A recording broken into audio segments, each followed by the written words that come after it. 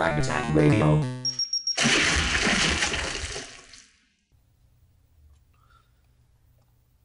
Ladies and gentlemen, welcome back for another episode of Frag Radio. Here with you today are your boys, Pradius and Jay to the Ray. Baby. All right, so first thing we wanted to get those plugs out there. You got Appy Gamer, the big one. Appy makes you happy. Game RSS, World of Video Game News, Game On, Filter Gaming, Gaming News and Reviews. Shouts to Troy over at Game On. Shouts. And then, of course, you catch us on Stitcher, TuneIn, iTunes, Twitter, subscribe on YouTube. Pretty much everywhere. Everywhere. And if you want that episode 15 seconds before it goes up everywhere else, fragtagradio.com is the only place to get that 15-second exclusive. All right, so we've got tons of games to review because obviously this is our first episode in like a little over 3 weeks. So, but in our defense, we've been super busy. You know, so many games have been dropping all at once. One after another after another. It's just it's been hard to keep up with them all, play through them all, get everything reviewed. Because we have obligations to get reviews completed. Some of them written, posted on the site. Some of them verbally reviewed here on the show, which we'll be doing today. So first up on the list is Halo: The Master Chief Collection. That's one that both of us have played. Big problems with the matchmaking. Yeah, no, people are freaking rioting about it. Yeah, I think the patch actually came out. It did, and that's another thing. People are complaining that it didn't even fix it, or it did fix it, just not all the way. Because I was watching a guy on Twitch, this guy Ninja. He's a big Twitch streamer or whatever. It's always on the front page. But anyway, he kept on saying, all right, one more game, because his girlfriend was telling him to get off, and she was like, you got one more game. Right. And he was just into matchmaking forever. This was last night I was talking about it, and he was complaining that it's still kind of a problem, which I haven't played the Master Chief Collection online, so I don't know what. I guess people were just having problems getting in. Is that what it was, or? Right, just getting into a match. Which is odd because Halo's never really had those problems. And it's really just getting into a lobby, like something with the system finding other players to match you up with. Because, I mean, once you actually get into a lobby, you're good. Everything's good from there. Yeah. But it's just finding that lobby. It's really odd. Halo's never had those problems. It's probably got something to do with having all 4 games and matchmaking for all 4 games and all mixed into one playlist and all that. Yeah, I'm sure it has something to do with it. But anyway, moving on to the game itself. Yeah, so you got Halo 1 Combat Evolved Anniversary, which was on 360, and they, of course, upgraded the visuals a little bit of even that remaster for the Xbox One. It's definitely well done. I believe... Saber Interactive did Halo 1 and Halo 2 Anniversary, and Ruffian Games, the developers of Crackdown, did the Halo 3 and Halo 4 ports, while Certain Affinity did the multiplayer and the 6 Anniversary remaster maps for Halo 2. The most awesome thing about it is when I started my Halo 2 campaign, my Halo 2 Anniversary campaign, they added the cutscenes, the prologue cutscenes and stuff. But when you actually switch between the old version and the new version, what's the cutscenes? In the cutscenes, it shows them like walking in the old style through like it's just amazing. You can actually go out of the new cutscene to the old, like it was not even really a cutscene. It's like an engine type thing, you know. But really, really, really awesome, and the sound is awesome. You don't even notice how different the sound is till you. I mean, switch back to the old. Yeah, because when I'm playing, I'm constantly switching. Switches the audio with it as well. Yeah, it's really, really neatly done. One thing I didn't notice before when I played it back in the day was that the actual music was so low compared to the actual audio of the guns firing and the enemies and stuff. But when you play it in the new one, the music is a lot more pronounced. You can hear it, just as loud as you can, the audio of the guns and everything else at certain parts of the game, which I thought was really nice. Especially when, like, I don't know if you know, at the very beginning of the Halo 2 campaign, you're walking through and you see Earth in the background. Right. And you switch over. It's just, God, the visual differences are astounding. It's crazy how much they've upgraded it. Put a lot of time into it. even more than Halo 1 Anniversary, which Halo 1 Anniversary didn't have the redone cutscenes. Yeah, and also, well, I guess you got to consider too that was redone for 360, not Xbox One, right. Which I guess is why it's so much better in my opinion. But oh yeah, especially visual wise, and the cutscenes were done by Blur, who did the Halo 4 cutscenes for that on 360. So you actually had 4 studios total working on this together. Yeah, Certain Affinity, Saber Interactive, Blur, and 343, and Blur. Yes, 5. Yeah. 5 different studios working on this massive collection. Well, another thing that I really enjoyed is I went back and started a Halo 4 campaign, and playing through that again is fun. Out of all 4 of the games, the Halo 4 looks the best, even better than Halo 2 Anniversary. Halo 4 looks insane. I mean, I don't think enough attention has been given by the fans to how much better Halo 4 even looks on Xbox One than it did on Xbox 360, because it was already a great looking game. But yeah, another thing that I really like too is when you set up your loadout for Halo 4's character online, everything's unlocked. Yeah. And you don't have to go through and unlock all everything. The skins and stuff. Yeah, and the different armors. And is it just me, or did they add some stuff? Some different armors, yeah. Yeah, I mean, but not just that. There were some perks, like support abilities and stuff. I don't remember being in there. Well, some of them you had to get to a certain level to unlock. Well, right, yeah, I know, but I don't remember. You could still see them if you hadn't unlocked them. I don't remember some of these even being in there. Could be completely wrong, but it seemed to me like they added some, but I don't know. Oh, they definitely added stuff to the Halo 2 multiplayer, like the gun goose. What's the gun goose? It's a mongoose, but they put guns on the front of it. Oh, they added that to the Halo 2 multiplayer? Yeah. I didn't even realize that. So now when you get on the mongoose, you're not just driving, trying to get away. You actually got guns on there. And you can actually aim them, left to right or whatever. They're not just straight ahead. You can aim them a little bit to the left to the right. Well, of course, you can't you have to turn around if you want to get something behind you. But it really changes the way that you think about Halo 2 multiplayer when you've got the gun goose like that. Because before, the gun goose the mongoose was really only good for trying to make a getaway and capture the flag. But now it's serves the same purpose, but it's even better because you could be shooting while you're trying to make the getaway, which makes getting away with capture the flag a lot easier. Because back in the day, capture the flag, matches could go on forever. Yeah. Especially on the bigger maps. So now that you've got the gun goose, I've noticed that capture the flag matches in particular seem to go by a little bit faster. The remade match looks spectacular. Yeah, they do. They really do. They look insane. I haven't even played online, but I've watched people playing them and I've seen videos on them.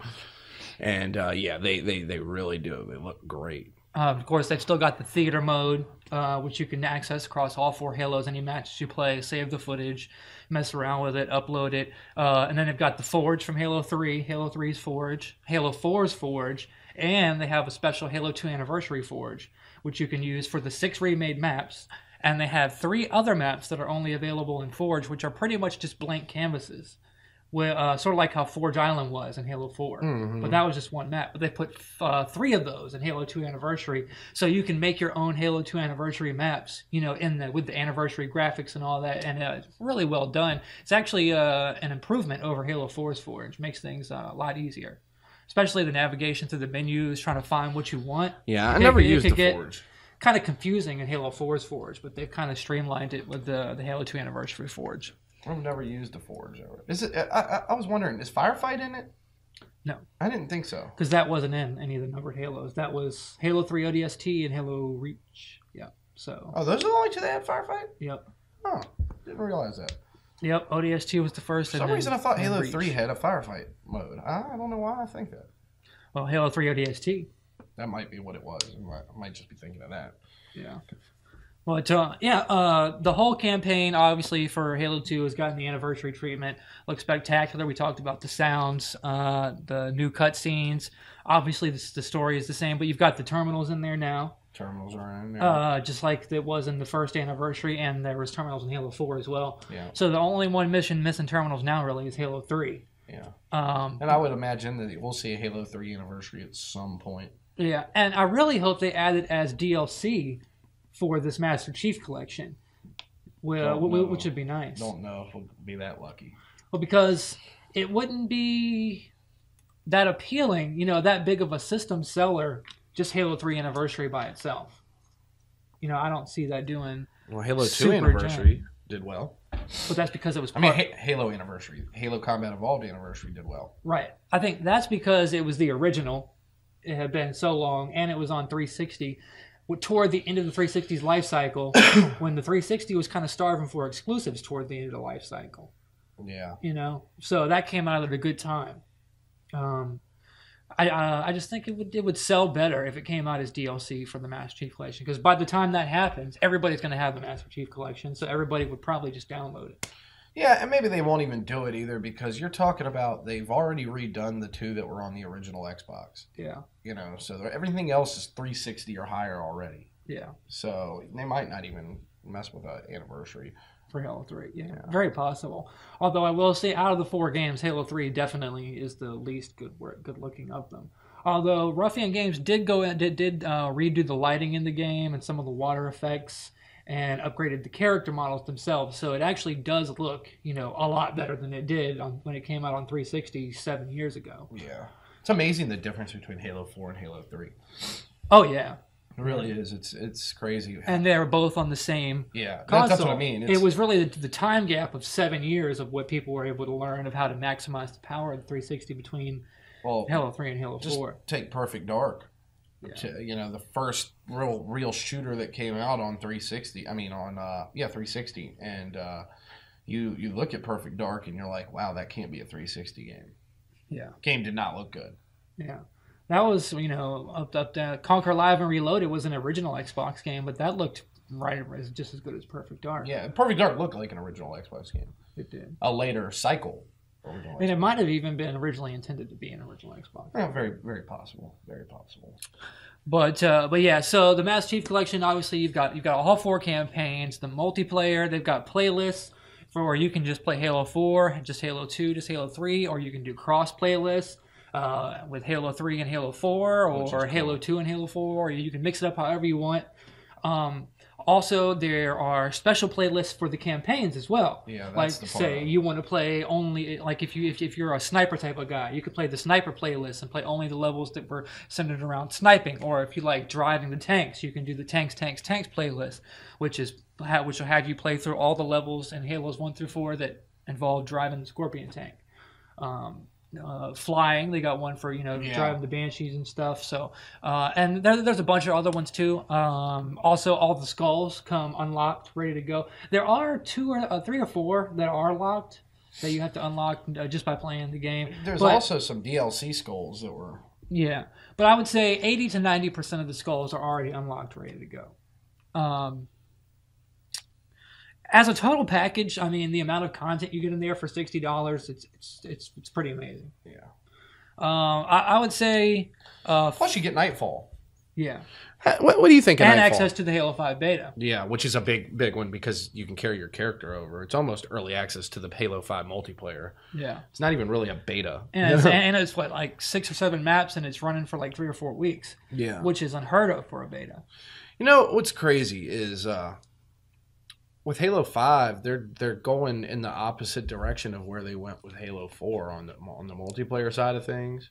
They really streamlined Halo 4's multiplayer to almost follow in suit of Call of Duty with the unlocks and the loadouts and whatnot. And they're going away from that with Halo 5 from what I hear. They're going back to the arena multiplayer, but they did keep a lot of stuff like the sprint. Now everybody can sprint in Halo 5 multiplayer.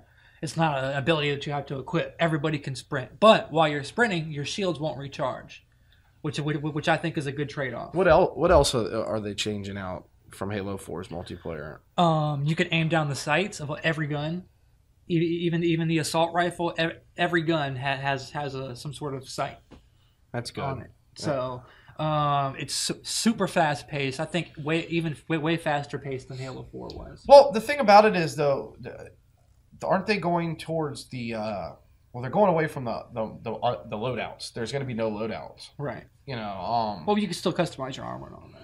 Yeah, I know, but I really liked the Halo 4 loadouts. I thought that was because I've always been the type that to play online. I've liked to have stuff that I unlock as I go to make your character more powerful or give you more options and stuff. Well, and I think they're still going to have a simplified version of that because, like, you've got the regular assault rifle of the UNSC, and then you've got the Covenant's version of the assault rifle, which is the storm rifle. Yeah, or the plasma rifle or whatever. And then you've got the Promethean version of that as well. So you'll probably be able to pick from those three, and then your sidearm pistol you'll probably be able to pick. But as far as like the DMR, battle rifle, those are going to be map pickups like they were. Well, I mean, not even just with those, but as far as, you know, like the tactical abilities, the armor abilities and stuff. Those are going to be all map pickups too. Yeah. Well, which is another thing. Another thing they're doing. They're not doing the ordnance drops like it was in Halo 4, where you would build up your score, and once you got to a certain score, you could do an ordnance drop, and then it would just drop down to wherever you were, and you pick whatever. I like that. Well, that was kind of going away from the arena style multiplayer. So that's what they mean by they're going back to the arena style. There's no more ordnance drops. Maps are guns and abilities and stuff. They're sprinkled around the map in certain areas. Yeah. So it's true arena style multiplayer. You know, like Quake and Doom and the other arena style shooters before it. So it's going to be players struggling for those certain power points on the map. But yeah, I'm super looking forward to it. All the footage I've seen of the Halo 5 multiplayer is pretty freaking awesome. And graphically, it's amazing. Yeah, I haven't seen the footage of it. I need to check that out. You do, because it's amazing. And then, yeah, Halo Nightfall, like you were saying, the second episode just came out this past week. The third episode will be coming out this coming week. Third episode, I thought, just came out. I've only seen the second one, and that was this past week. Or maybe it was the second one, the one where they found out. Oh, I don't want to spoil anything, but never mind. It's the one where they go to the Halo ring. Yeah. Or the piece of the Halo ring.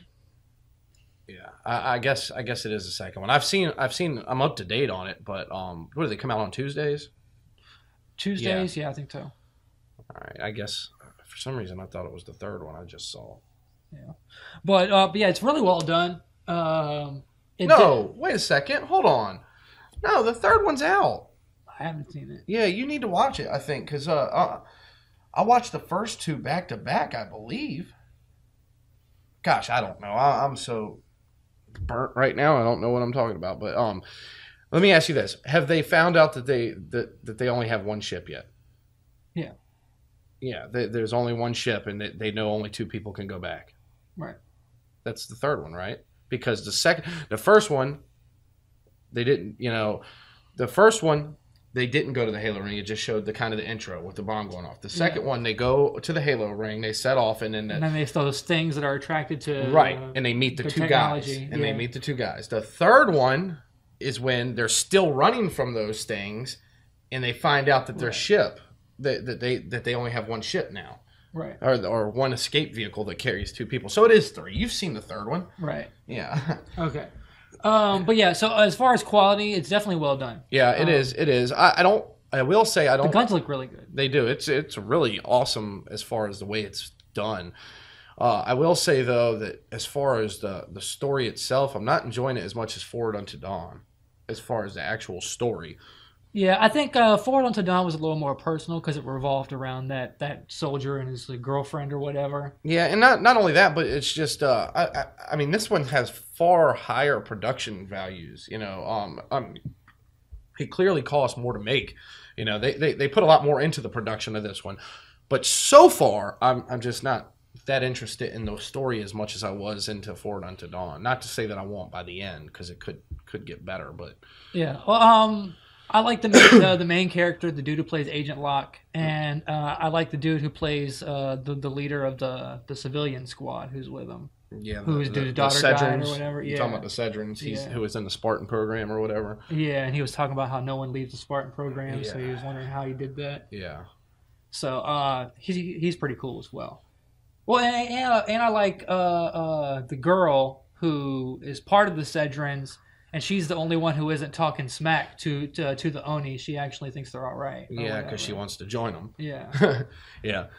So, anyway, yeah.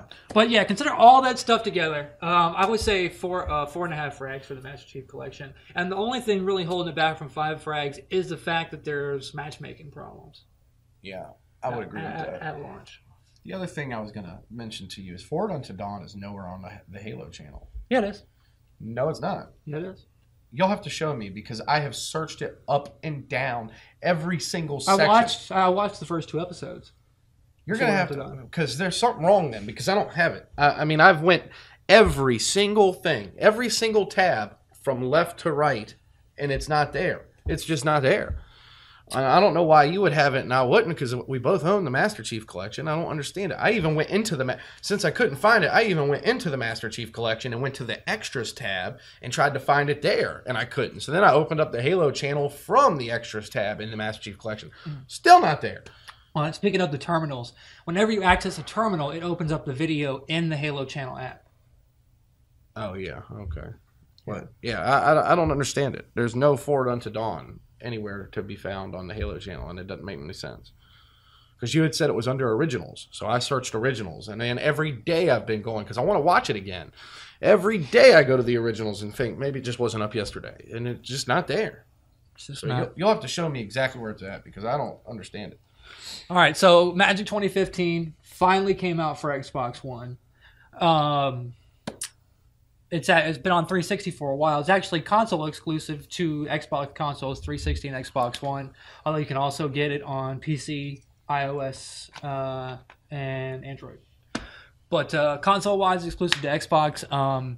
They definitely made some improvements to the way. Obviously, the cards look a lot better, but the flow of the game is a lot better now because when you're going down to the timer, it's easier to pause the timer and make actions. Like sometimes when you were doing attack and defend phases, it would get to a point where things got locked in and you wouldn't be able to use your instant to disrupt something. They've made it a lot easier to do that now. There's a very lengthy tutorial on there for players who haven't played Magic before.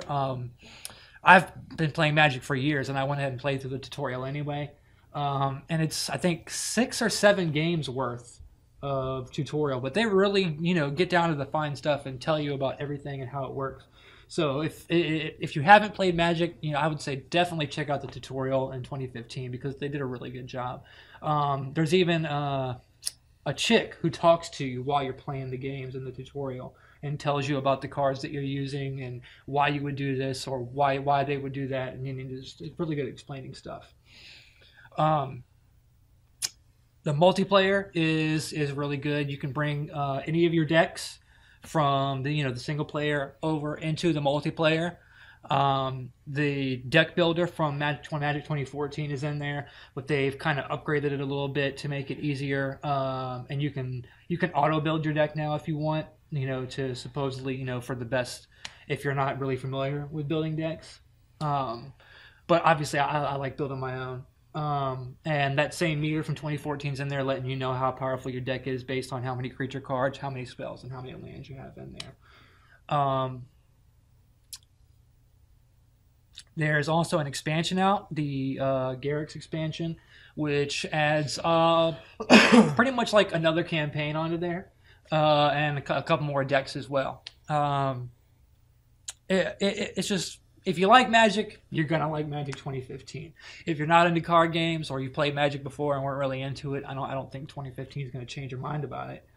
But me being a huge Magic fan and just of card games in general, I think it's really well done. And another thing, on 360, no matter how many Magics they came out with on 360, that intro screen where it comes up with the Wizards of the Coast logo would always like freeze a little bit and stutter. Mm-hmm. I don't know what that was, but they could never get that right on 360. Well, you'll be glad to know that that's no longer a problem on Xbox One. But yeah, I would say 4 frags for Magic 2015. Definitely, very well done. All right, Call of Duty Advanced Warfare. What are your thoughts on that? I know you've played some. It's yeah, I like it. It's changed Call of Duty drastically. Not necessarily for the better or the worse.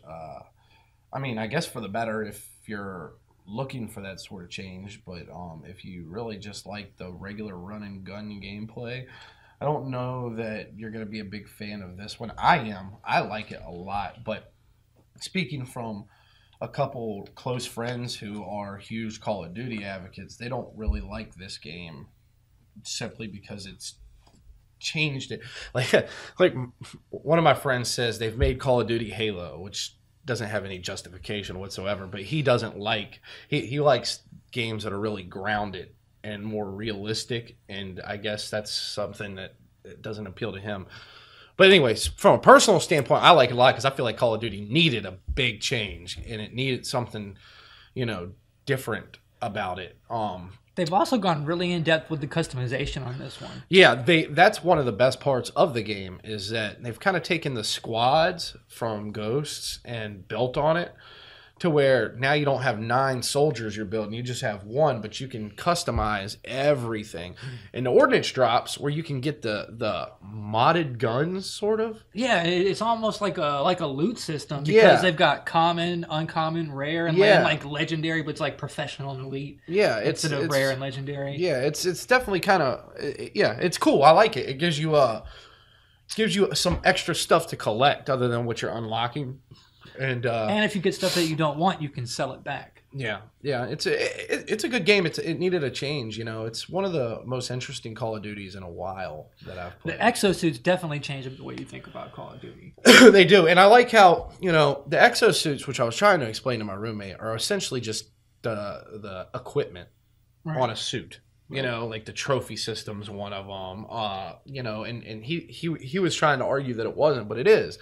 Now the build, and it's all based on prototype technology that people are trying to come up with for military in the real world. So yeah, doesn't mean that they will, but Future Soldier had a lot of the similar stuff on there. But I mean, I like it. I like it a lot. They've got the cloak on there. The campaign is awesome. The stem, which makes you go way faster. Yeah. And then there's like a ground smash on there. Mm-hmm. I actually just got the achievement where you jump up, boost forward, and then ground smash down on somebody to kill them. Yeah, that's pretty freaking awesome when you pull it off.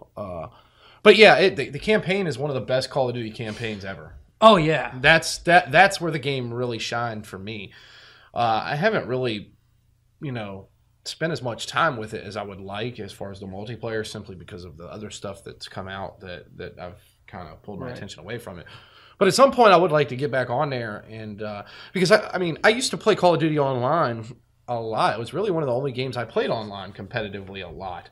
Right. But over the last couple, I don't know what happened, but I kind of just lost interest in it. And this one's kind of got me back in, I think Black Ops 2 was the last one that I was really into. I think so, too. I think that's the last one I was into myself. And that was a good game. But Ghost I didn't even give Ghost the time of day. I really didn't. Yeah, well, I did play a good amount of Ghost, but that was mainly for Extinction. Yeah, is it Extinction or Extraction? Extinction, yeah. I know you got into that a lot. I played that very, very little, and that was cool. It was a cool little addition to the game. But the competitive multiplayer just wasn't. I didn't get into it. And the campaign was okay, and the way the campaign in Ghost ended was just really fucked up. I will say this: the campaign in Ghost, I did beat the campaign in Ghost, but it's really fucked up at the end. Yeah, it is. It's one of those campaigns where he's dead, he's not. He's dead, he's not. It's like, come on, man. How many times can that possibly happen? Yeah. But the one thing I will say about the Ghost campaign that I wish that they would have instilled into the Advanced Warfare campaign is the choices that you made. In Ghost, how you made choices? You could do something. You could go this way. That was Black Ops. Was that Black Ops 2? Black Ops 2. Sorry. I wish they would have instilled that into Advanced Warfare, though, because Advanced Warfare's campaign is very linear again. Yeah, and that's something that I really enjoy. And they were small choices, but they made an impact on the way the game ended. Like there was one part where you were driving in Black Ops 2, and you could go left or right, and depending on which way you went, if you went the right way, the dude would make it all right, and if you went the other way, the dude would get his face like all burned up or whatever. Yeah, and it's small, and it really doesn't have a huge impact, but I feel like I have an option. Yeah. You know what I mean? I feel like I can do things the way I want, and that's something that Kevin Spacey does a really good job. Oh yeah, he does a great job. And I mean, he's always a good bad guy. If you've seen House of Cards, you already know that. And then he actually starts out as like a good guy, or at least to your character, you think he is. Yeah. And then the script gets flipped, and all of a sudden you're like, oh shit, this dude's fucked up. Yeah. Yeah. Spoiler alert. During the campaign, you pretty much get to try out everything. The grappling hook. There's one level where you're grappling around, and there's actually stealth in this Call of Duty campaign, which is really awesome. How you can use your grappling hook to grab people and pull them into the cover and break their necks in stealth. It's that level was really well done. Yeah, it's a well done campaign in general. It was like especially the part where they're going from car to car. Oh yeah, that was a sick part too. On foot, you're on foot, but you're jumping from car to car, and like in a high speed chase, but on foot going down the interstate. I mean, stuff. There's all kinds of cool little caveats in there, and it's just a well done campaign. It really is. And multiplayer is awesome too. There's a level at the end where you get in one of those giant freaking mech suits, which you can switch between, like the cluster missiles to the regular missiles, machine guns. It's got a whole bunch of different type of things. There's another level where you get into an Atlas prototype hover tank that's got a bunch of different options on it that you can use to blow people up and obliterate them. It's just a really good campaign. The other mode would be Exo Survival, which is like Horde for Call of Duty. I haven't played that at all. It's pretty good for what it is. You're going to get bored of it really quickly because there's no real objectives. It's other than collecting some dog tags or going to this point. There's really small objectives, nothing that really stands out. But other than that, it's mainly just a wave-based survival game. Similar to the Squads and Ghosts. And zombies are coming. Yes. And you can actually fight zombies now in Exo Survival. If you get to the last wave, then the zombies will come out and you can fight them. But there's going to be an actual zombie mode. DNA bomb. Yeah. There's going to be an actual zombie mode coming through DLC, which I'm looking forward to. Yeah, actually, the DNA bomb comes into multiplayer too. If somebody gets 30 gun kills, it goes on a 30-kill gun run.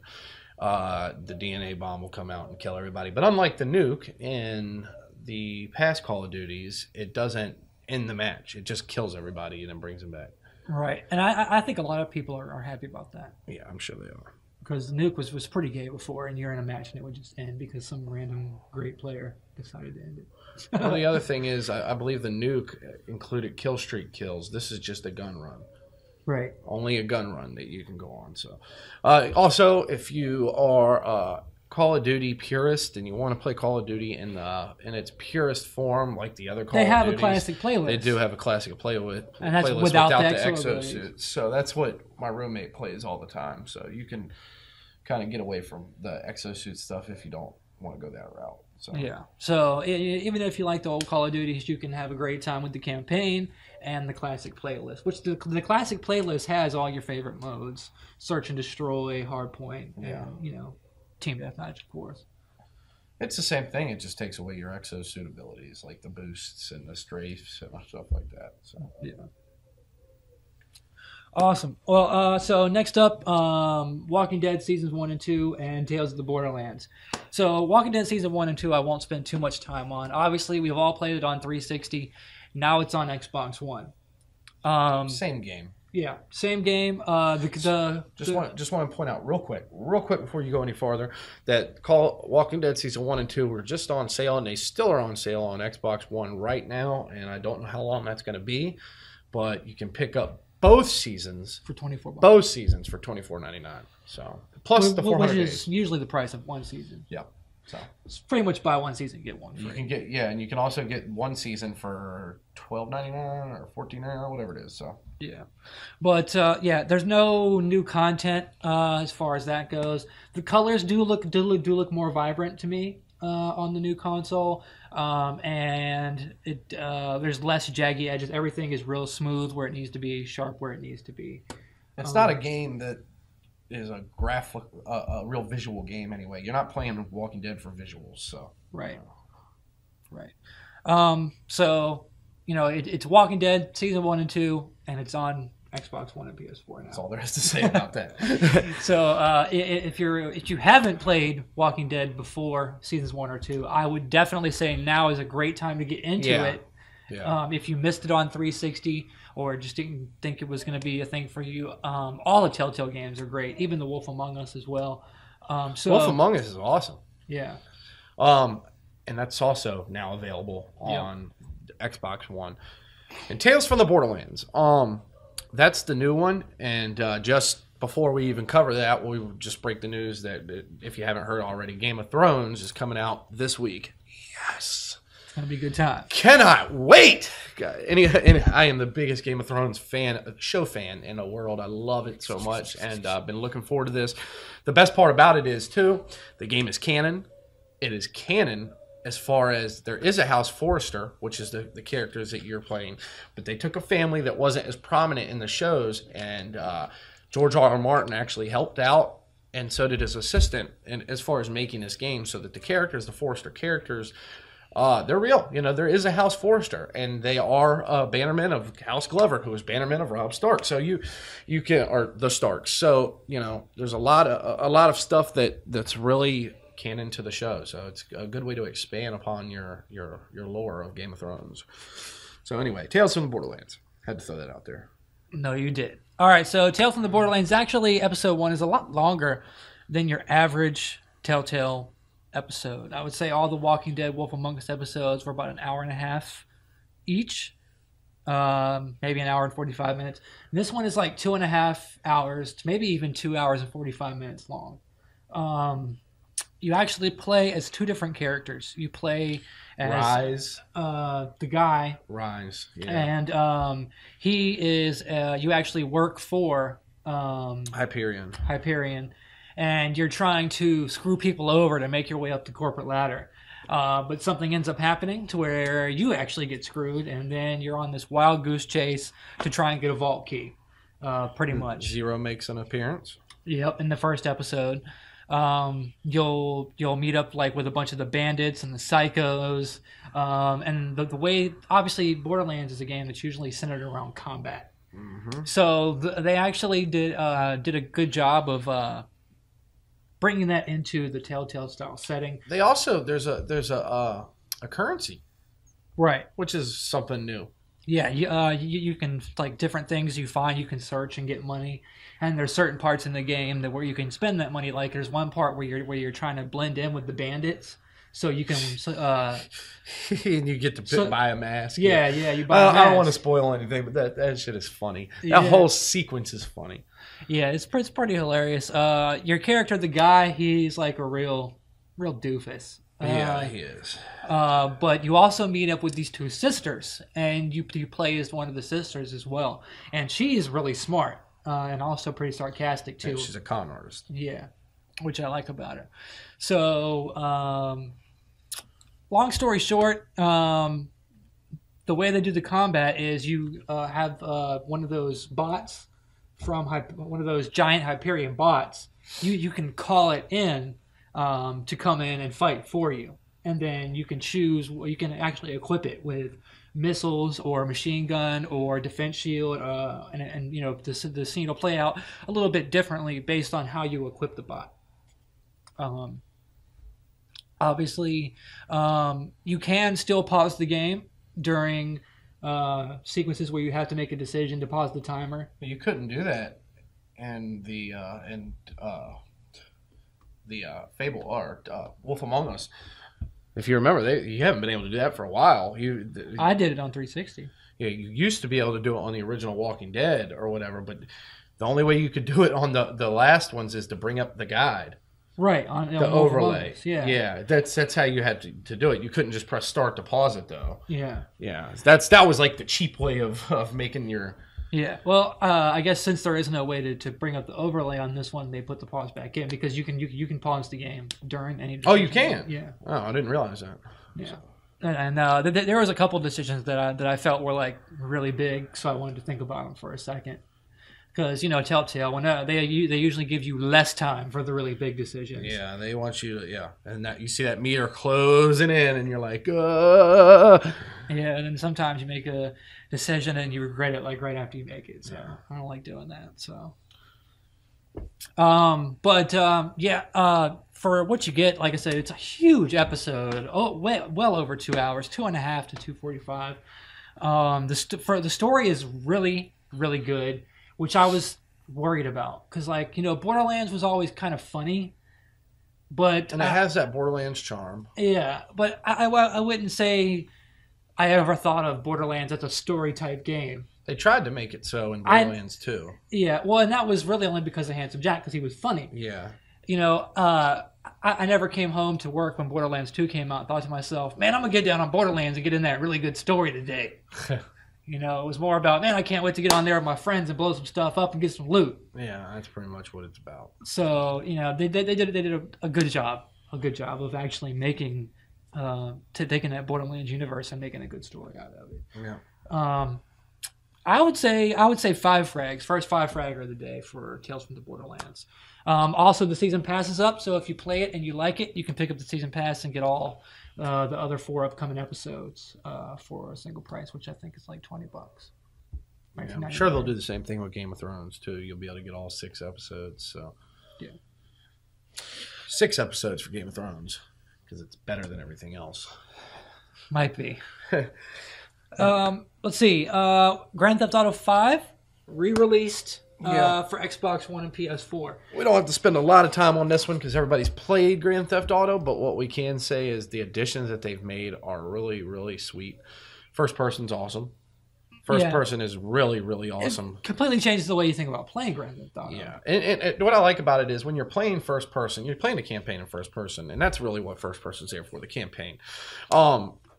It changes the perspective of everything. Like if in a mission, when characters are in the car talking, and there's a lot of missions like that in Grand Theft Auto where you're driving and someone's in the car and you're looking down at the car and you can just hear them talking. Right. In first person, you're actually in the conversation looking at the guy talking while you're driving. It just changes it up so much. Yeah. I can't. They also added the peyote. Yeah. And now you can play as a hammerhead shark or fly around as birds, or that's really neat. I don't even think everybody's found all the peyote plants. But you trip balls. You can trip balls now in Grand Theft Auto, and there's tons of cheat codes too that you can put into your cell phone in the campaign, and they've actually added some new ones for the next gen version. A lot of them aren't even cheat codes. A lot of them are little Easter eggs. Like one of them just is a prank call. Yeah. The other one is like a pizza delivery service, and they're like one of them you put the code in, and it's like a flying thing. It'll boost you up so freaking high in the air, and then you just glide down. Yeah, there's a lot of different. I don't mess with the cheat codes. Never have, in any other game. I used to take the stars away cheat code. Yeah, well, none of them that I've found like give you infinite ammo or anything. They exist. They're there. And they were in the last gen version too. But they're basically just phone numbers you type in. That's all they are. Another thing that's cool is they've added some new stuff to GTA Online. That's where most of the improvements have been made, really. They did add a lot of stuff to GTA Online. A lot of vehicles and stuff for the campaign, a lot of weapons for the campaign and online too. Yeah. So they did a lot of stuff. And of course, all the DLCs that came out are all on 360 are already there, ready to go. And heists are finally coming. Yeah, they promise it's going to be the first big update. Yeah, so I can't wait for those. I'll actually get on GTA Online again. Yeah, but I'm playing through the campaign. You can transfer your character over from 360 to Xbox One or PS3 to PS4. I already did that. That's nice, and you can actually redesign your character too when you transfer, which is nice because there's a lot more customization options. Yeah, they actually completely changed the whole character setup thing where you make your character and it's like taking a mugshot and all that. Yeah. They did kind of, and they needed to too because it was kind of bland the way they did it before. A little cheesy, yeah. But yeah, so graphically, it looks like a next-gen game. They've completely redone all the textures in the game. Yeah. Which I can only imagine took a while because there's a lot of freaking textures in that game. The draw distance is amazing now. Yes, it is. And that's something that kind of hampers a lot of open-world games. And on the old consoles. Yeah, and it's, very, very good. And especially nice when you're up and if you've got one of the skyrise apartments to look out the window and you could just see so far away, and then all the cars down below driving on the street. Yeah, gosh, what a game, man! What a game, and it's even better now. We've been waiting for this game because it came out so late in the life cycle to 360 that everybody was like, Xbox One came out, and it didn't give everybody as much time with Grand Theft Auto as they wanted. And now you can kind of just go back into it, because I'm treating Grand Theft Auto 5 as a next-gen new release. Yeah. I'm pretending basically I didn't even play it on the last consoles, because I did, but I didn't finish it, the story, because a lot of times I'll just pick it up and go do crazy shit in the campaign without even doing any campaign missions. Or play online. And I played online, but I didn't play online a whole lot. Now, and I always kind of knew in the back of my mind they were going to come out with the next gen, and I would get back to it. And I'm glad it did. So, and it's the perfect, it's the pinnacle of Grand Theft Auto 5 versions. It's the best one to own. Radio stations, they also added over 150 new songs. Yeah, so much as far as music. Even all the or most of the DJs in the game came back and recorded brand new banter and dialogue for the radio stations to go along with the new songs. The talk radio ones have new segments. They did a really good job, and that's in addition to all the songs and all the banter that was already there. So it actually, when you're listening to a radio station, it actually feels like a real radio station now, because you won't hear the same song twice within 30 minutes. Yeah. There's so many songs on each radio station now that you can actually play for a couple hours maybe and then not hear that same song. So I like that a lot. I do too. I just like the game in general, and I personally give it 5 frags. And I don't do that for HD releases or remakes. You can also customize the first person versus third person. Like if you can make it third person for driving and only first person when you go into cover. Foot, when you go into cover, kind of Rainbow Six-ish. You know what I mean? When you go into cover, you're in third person and you pop out. Yeah, nice. And the cover, they actually redid the cover system for first person, so it's different than the third person cover system, which I thought was pretty nice. Yeah. They also added a Call of Duty first-person shooter-style control scheme in there that you can optionally turn on if you want, if you plan on playing a lot in first person. Yeah. They just really, really well. So if you liked Grand Theft Auto 5, I would say it's worth getting again. Absolutely. I know everybody I know that got it, that has an Xbox One, bought it again.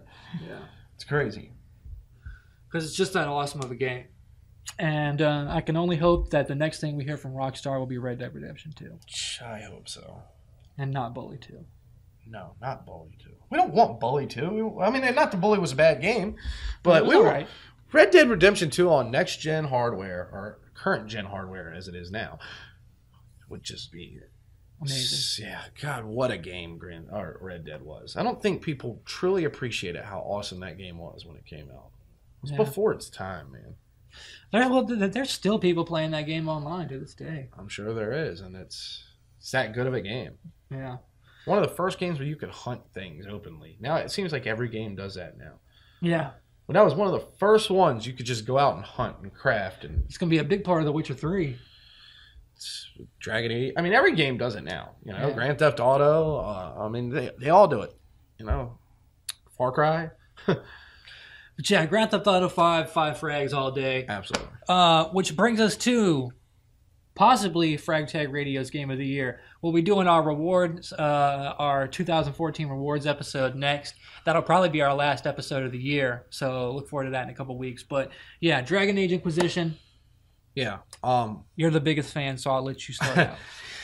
Dragon Age Inquisition. Where do I start? Well, one thing I won't do is, and to be honest with you, I don't know a lot of them, so you don't have to worry about me spoiling anything. And I wouldn't do that anyway, because Dragon Age is such a story-driven game that I know there is a freaking host of people online that are absolutely like scolding journalists that are spoiling any part of it.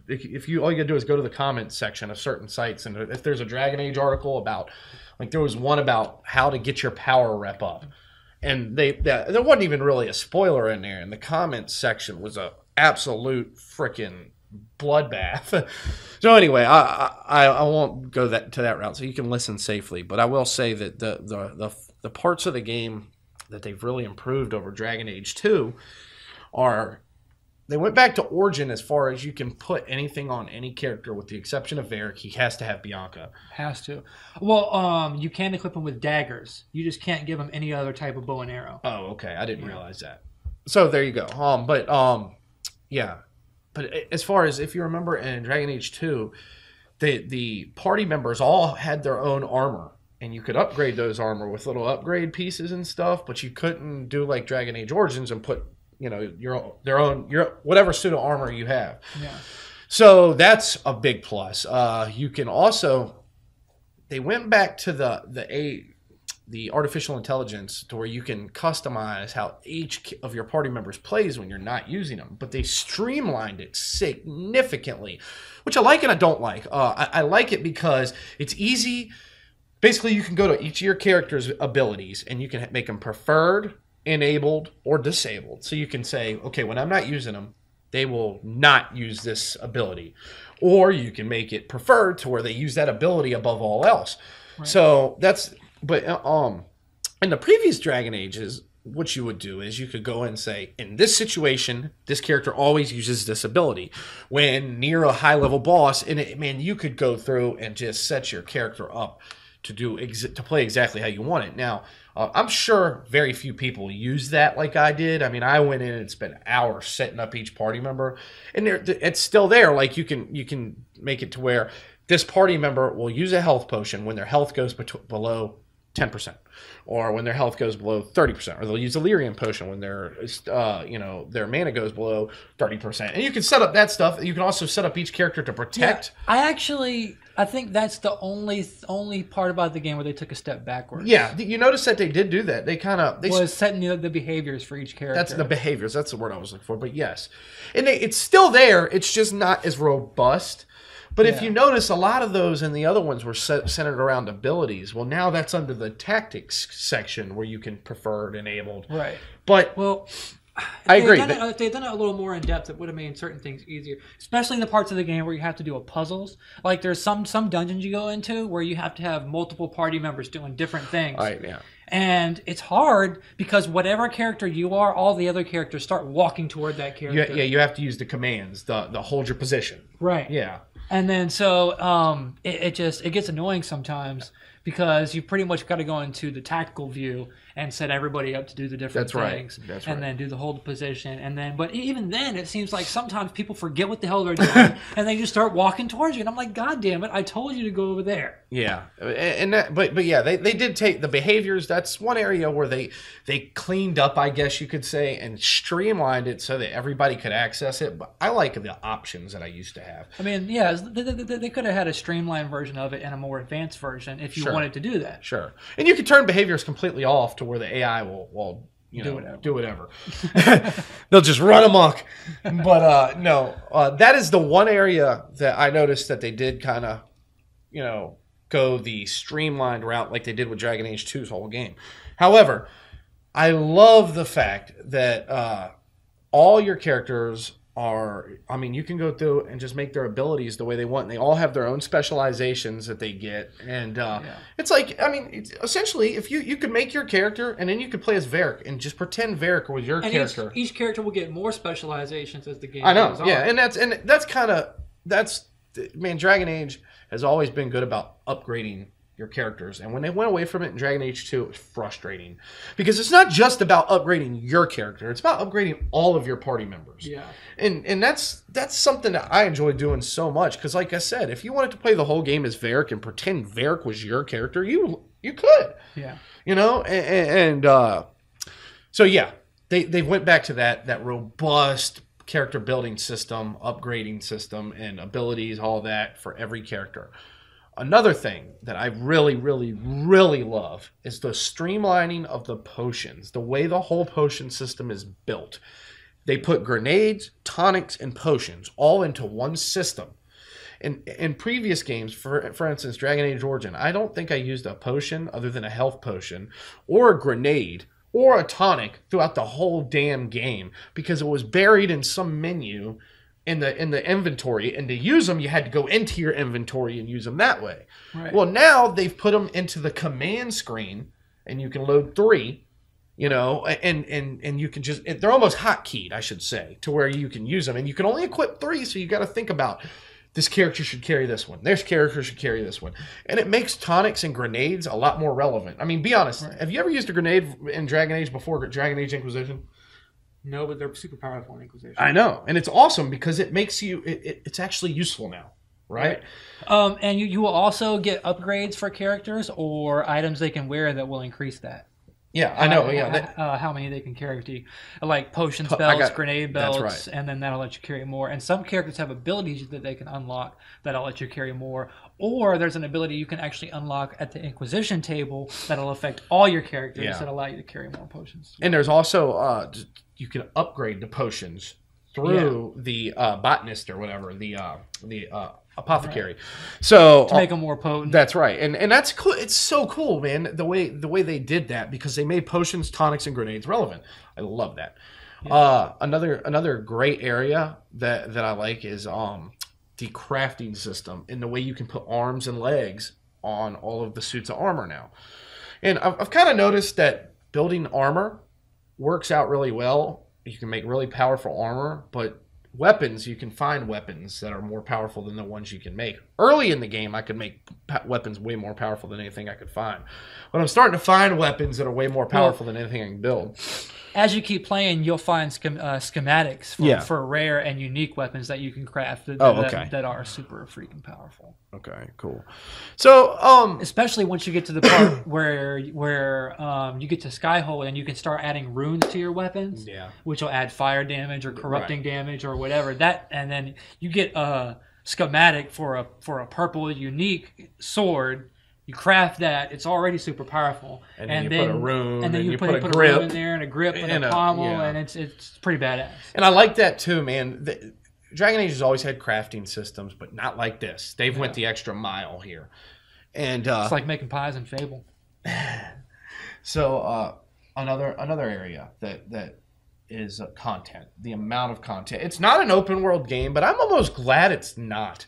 Because of the way they did it, they took the old Dragon Age style, talking about Origins with the paper map. Yeah. But each area, like Origins, is almost its own sandbox, but to a very, very, very much bigger extent. Yeah, I would say it almost is an open world game. It's like several different smaller open worlds. Yeah, like 10 to 15 open worlds in one. Yeah, it's an incredible game. It's huge, and you discover, I think, like 15 to 20 different areas, and every area you go to has a good 50 to 75 missions you can do there. Yeah, and campsites to unlock, and just things to collect, and side quests, and just hidden caves that aren't even part of quests or missions that you can just discover and loot, and it's crazy. It's a really well put together RPG, and it shows that BioWare is the king of the WRPG. And Frostbite evidently bodes well for BioWare because the game looks great. It does. It looks fantastic. I still wish that they would have only made it for next gen and said, "To hell with you, current gen people." But I understand why they did. Got to make that money. Yeah, I understand. But yeah, I mean. Again, if this is any indication of where we're going with the other franchises like Mass Effect, then we're in for a big treat from BioWare for the next, for the rest of this generation. Because Dragon Age is awesome. And, a lot of people love Dragon Age 2, but a lot of people didn't like Dragon Age 2. I'm sort of in the middle. Yeah, I love Dragon Age 2 because I'm such a huge Dragon Age fan that, they could have put poop on a platter and I would have liked it. But, I just like the lore and everything about Dragon Age. However, it's another thing about Inquisition. There's tons of lore. Yeah, it's just the way the stuff to books and pieces of paper to read. It's just the way Dragon Age is, and that's what's every so goddamn awesome. Where. Yeah, it is. And I wanted to throw this tidbit out when we talked about Dragon Age. Dragon Age is very heavily influenced from the world of the world of Ice and Fire, right? But a story of Ice and Fire from George R. R. Martin. Yeah, and anyway, you can tell because in Dragon Age 1, there was a cat, Sir Pounce, and that Sir Pounce is the cat for King Tommen in Game of Thrones. And I've always kind of thought those two were similar to each other, but there is a lot of they're very, that and Lord of the Rings are all kind of tied closely together. So if you never played a Dragon Age game and you like Game of Thrones, give Dragon Age a try because you'll probably really like it. Obviously it's It's very story centric, just like Game of Thrones. There's a lot of power building. You know. They even call the game. They even call in Orlais. They call the Vine for Power the game. Yeah, BioWare, when they do Dragon Age, they always go to this thing where you're trying to build up this thing that's much bigger than yourself. Like in the first one, you were the Grey Warden trying to get all the factions together for the Blight. For the Blight. And the second one, you were trying to get everybody together pretty much as well and build up your own little staple, but not quite as big as to the extent as it was in the first one. Yeah. But with the Inquisition, you're building up the whole Inquisition, especially once you get to Skyhold, which is like your own freaking castle, and you can upgrade it and customize all the sections of the castle any way you want to kind of represent, your style. It feels like Dragon Age Origins again when you're building up something for something, as opposed to Dragon Age 2, where this kind of story was all over the place at times. It eventually went to the big Mage Templar thing, which is such a huge part of the Dragon Age lore, but it just kind of was all over the place. It didn't feel like the massive BioWare Reapers Mass Effect type deal that you're used to with BioWare. So yeah, and then multiplayer. Real quick, story wise, so you careful with spoilers. You're playing as a character who gets a mark on your hand at the beginning of the game, but that can close rifts, and that's pretty much what the whole game is about. Yeah. You're trying to go around and close all these rifts that are bringing like undead, I guess, and demons. Out of the Fade. Yeah. Which the Fade is kind of in between Earth and Heaven or whatever. It's where all the dead are, and there's a breach in it. So. Right, and everything's leaking over into the real world, and you've got to use your power to. And since you're the only one who can do it, everybody looks to you, and that's how you become the Inquisitor. Yeah, or the Herald until you become the Inquisitor. Yeah, Herald of Andraste. Yeah. So, but yeah, multiplayer. Like so, you've played more of that than I have. Multiplayer reminds me of Diablo. I won't spend a lot of time on it, but there's 3 maps. The upgrade system is very similar to single player, except for they took all of them and kind of put them into 2 trees, all the abilities, and kind of put them into 2 huge trees. The upgrading system from the campaign is exactly as is in multiplayer. Right. You can upgrade things the same way. You collect stuff. You get chests that have crafting materials, and you can, you level up. It's very similar. It's like the campaign put into a Diablo-esque dungeon crawler for multiplayer. Right. It's the best way I can describe it. If you like the campaign and you like multiplayer style Diablo dungeon crawlers, you'll love this. It's also got a lot of Mass Effect co-op in there too, style, the way it feels. Yeah, the setup is like Mass Effect as far as especially how you pick your character. The way you pick your character, yeah, and you'll have a character that already prefers, like you can pick an archer character. And they got the same style microtransactions in there. Sort of, yeah, with the chests, yes. The chest versus the Spectre. They're similar in regards to that too. But the chests give you a lot of difference. The result of the chest is a lot different from Mass Effect. It's more loot, it's more based on loot and crafting materials, which isn't really a part of Mass Effect. But yes, they're very closely related. I can definitely, So Dragon Age, final score. 5. Yeah, 5. I can't even imagine giving it anything else, to be honest with you. Last thing before we move on, Killer Instinct. Conra is a character that I have spent a lot of time with, surprisingly, because he's crazy, dude. He is. He's got that scorpion move where he can wrap the stuff around you and pull the dude over. Man, the amount of moves, his moves are incredible, and he's so fast. He's good at range like Glacius, but he's also good up close. And when I say up close, I don't mean face-to-face like Saberwolf. Because originally when I started playing with him, I thought of Saberwolf. But if you're too close with Conra, like too close, like touching, some of his moves don't work. But if you back up about a half step to Jago space. Yeah, because I was trying to get in too close to the Chief, and he was messing me up. Yeah, well, that's the thing. I'd say from Jago area on through Glacius area, he's most effective. But unlike Glacius sucks anywhere close. You want to keep as much space between you as possible with Glacius. Yeah. Jago, you want to keep him right in that sweet spot. Saberwolf, you want to be face to face. So I'd say from the Jago space to the Glacius space is where he's most effective. But there's also some hint of Sadira in him with the aerial combat. Yeah. Conrad's crazy fun to play with. He's crazy fun. Yeah. You can learn him pretty quickly if you just spend about an hour or two with him. You can learn his style, and you'll enjoy him. He's fun to play with. Yeah, I really like that move where he throws out his little mummy things and wraps them around the dude and pulls him over. And he's got that one which is sort of like the acid spit from Mortal Kombat. Yeah, well, that's the one I was going to say. He spits out like these bees that come out, and they kind of float, and they just sit there. And when a character jumps into them, they take 4 or 5 hit combos immediately. Then you can jump in and hit your own special moves, and you can build up 30, 35 hit combos with them. And one of the easiest characters I've had to just do beastly and killer combos and stuff like that. The easiest.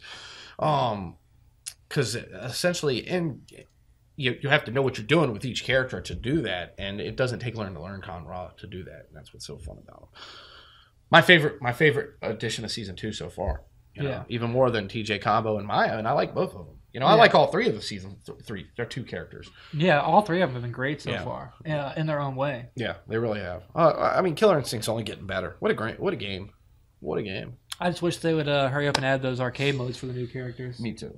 Arcade stories, but yeah. So I think it's been a pretty good episode. It has. We'll talk real quick before we wrap up. Just want to say, Far Cry 4 and Assassin's Creed Unity, who we didn't discuss much because we didn't get them to review, but those also came out, and both of them are really good games in their own way. Far Cry 4 more so than Unity. Unity is actually, if you bought the season pass, because of some of the problems with that game, you can get a free game. Mm-hmm. And the season pass isn't on sale anymore now. That's right. So that's some last little tidbits I wanted to throw out there. It's been a good show. Yeah, like I said, next show we'll be doing our 2014 FTR awards, like we do every year, our award show. So you can look forward to that, and that'll be our last show of the year. So we will catch y'all then. Frag Radio.